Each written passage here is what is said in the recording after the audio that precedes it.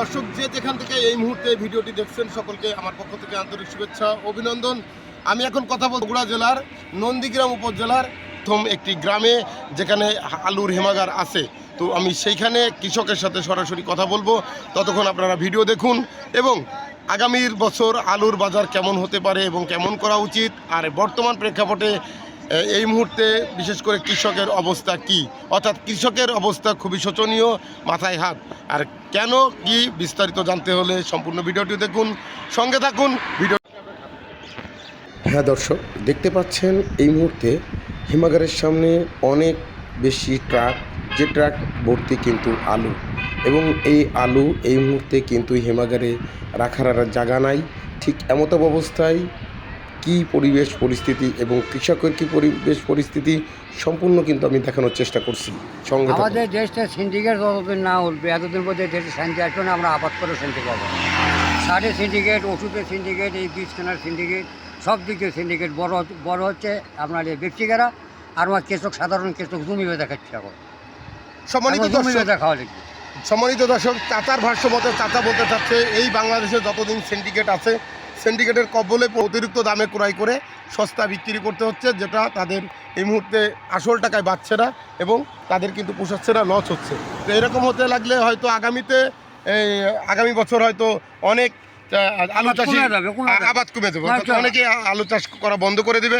দর্শক, সাধারণ আমরা কৃষক, আমরা তো আর মনে জমি বিক্রি করে আবাদ করবো না, তো জমি বিক্রি আবাদ করবো না। তো দর্শক, আপনারা দেখলেন চাচার একটা কথা বললো যে আমরা সাধারণ কৃষক যারা, তাহলে আমরা কিন্তু জমি বিক্রি করে আবাদ করব না। তার মানে তাদের মনের কষ্টের কথা অলরেডি বলছে। তো আমি এই মুহূর্তে এই যে সিন্ডিকেট ব্যবসায়িক ভাইদেরকে বলতে চাই, যদি এরকম হয় তাহলে হয়তো আগামীতে এইসব আবাদ কমে গেলে আপনি কাকে নিয়ে সিন্ডিকেট করবেন? তো সেক্ষেত্রে বলবো যে সিন্ডিকেট বাদ দিন, সঠিক কৃষক তার সঠিক ন্যায্য মূল্য পাক। আমরা এখন মনে করতেছি যে এই দেশের সিন্ডিকেট যদি সরকার বন্ধ করতে না পারে, আমরা সাধারণ কৃষক কেমন করে কি করবো? সরকার সিন্ডিকেটের কবলে পড়ে মাওয়ারার মতো হয়ে গেছে, মাওয়ারা ইতিম, অর্থাৎ আমরা ইতিম হয়ে গেছি এখন। তো এই যে চাচার যে কথা এবং ভাষ্য মতে বোঝা যাচ্ছে যে এই সিন্ডিকেটের আওতায় পড়ে আজকে তাদের এই দুরবস্থা। তো আমি সেই ক্ষেত্রে বলবো যে এটা কিভাবে সমাধান করা যায় এবং আগামীতে যাতে মোটামুটি এই আবাদে উৎসাহিত হয়। এই এখন যে রেটে আলু বিক্রয় করছে ঠিক সেই রেটে কিন্তু আলুর বীজ ক্রয় করতে পারে নাই। কারণ ক্রয় করতে পারে নাই, তখন কিন্তু এক বিঘা প্রতি আমি যতটুকু জানি 30,000 টাকার উপরে খরচ হয়েছে। কিন্তু এখন বর্তমান বাজার প্রেক্ষাপটে অর্থাৎ 400 টাকা, 480 টাকা সর্বোচ্চ মন দরে বিক্রি করে, অর্থাৎ 12 টাকা এবং 10 টাকা 12 টাকা আপনারা অবশ্যই দেখতে পাচ্ছেন।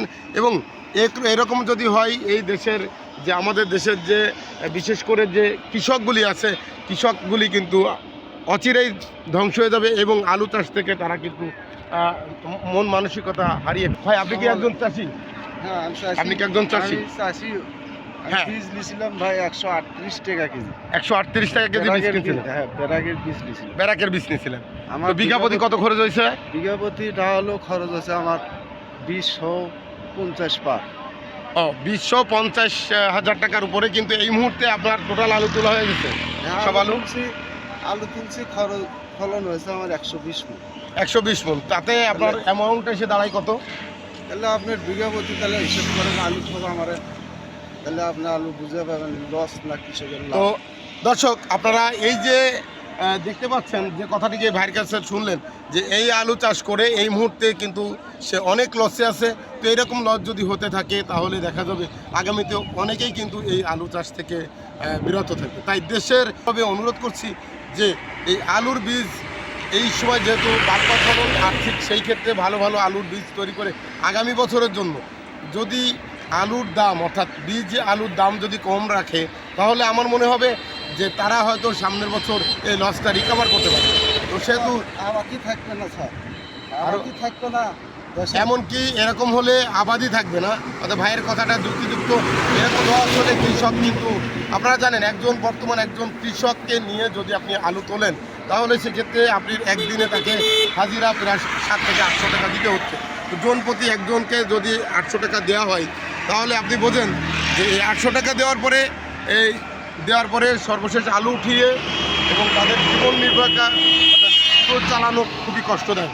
তো সেহেতু আমি বলবো যে এই বছর অন্তত আমাদের দেশের বর্তমান প্রেক্ষাপটে যে সরকার করবো যে উনি যেন এই আলুগুলো এখন যে হ্যাঁ নিয়ন্ত্রণে অর্থাৎ হ্যাঁ বাজারটা নিয়ন্ত্রণ রেখে এবং পাশাপাশি আগামী বছর কৃষকজন বাঁচে, জনগণ গান বাঁচে। কৃষকও বাঁচে এবং জনগণও বাঁচে। ভাই খুব সুন্দর কথা বলছে।